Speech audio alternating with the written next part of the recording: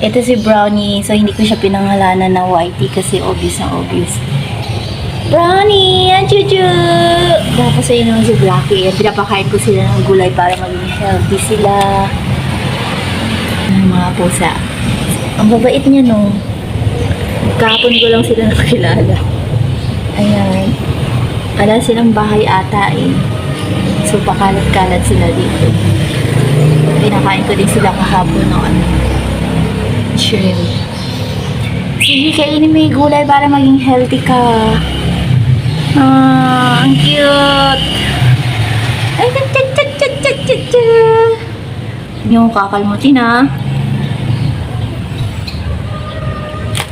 Tingnan niya siya. Kumakain siya ng gulay. Ang cute-cute naman.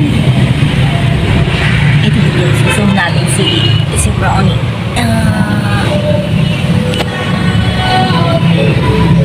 Ayan, so nilagyan ko sila niya ng mangkok. Gusto niyo water?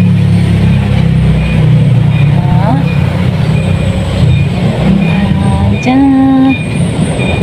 Sige, kain kayo ng gulay para tumaba kayo.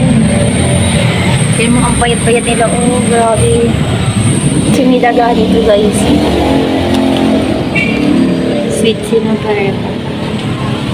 Cute talaga ni Brownie. Tama na, dyan lang muna kayo mag-i-stay.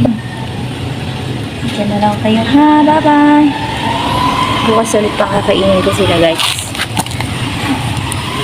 Naging good si Marita na kasi tila mo naman nakakaawa naman sila, diba? Kung pababayaan natin sila, sila magpapakain dyan sa mga stray cats na yan. Tingnan mo. Bye-bye. Cute!